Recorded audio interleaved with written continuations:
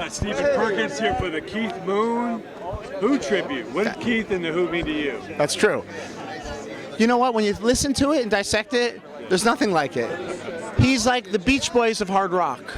Each song is an emotional journey into Pete's head, and the lyrics are never throwaway. They're always a real story about what's happened to him, like the Beach Boys. Each song is produced differently than the last, like the Beach Boys. For some reason, I really hear that, and I know Keith Moon loved the Beach Boys. Right. And he played a lot of the boys. So it's strange if you think about the songwriting that I've come up with that equation somehow, that Pete is the English hard rock Beach Boy. But there is something to that. And of course, Live at Leeds, I think, is all-time best live record that any band could ever think. How do you capture, and how do you capture the energy of a live band? It never happens. It did.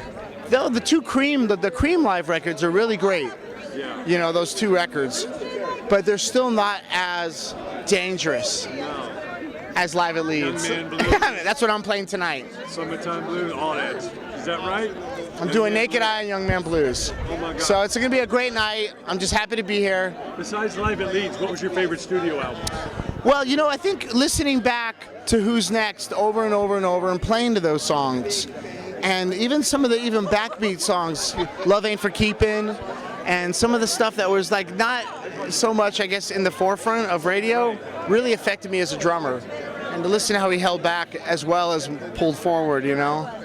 But I just enjoyed the gathering, and to see all these people do their own interpretation of Mooney, and the other night, of course, of Bonzo.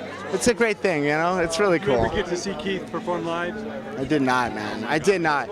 And you know, the thing is now, when you look back at all the old footage, you can't believe that you would, you know, Buddy Rich, John Bonham, Keith Moon, the guys that were just taking the drum set to another level every performance. I never saw that in person. Yeah. I didn't. Corky Lang told us some stories because he worked very closely with the Who. That's right. Hung with Keith Moon. Unbelievable. Yeah. There was one of a kind. There was never anyone to follow it. He's an orchestral drummer. He's like playing timpani and tom-toms and cymbal crashes, and that's his drum part. He likened it to flying. He said Keith was flying. It wasn't drumming. He was flying every night. Okay, I've got to fly right now. I'm going to warm up, man. Stephen. Cheers. Can't wait to see you rock. The Who. The Who.